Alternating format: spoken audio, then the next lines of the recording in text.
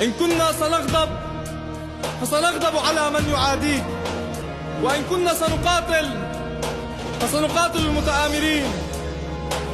سنقول شيئا واحدا: نحن معك يا بشار الأسد.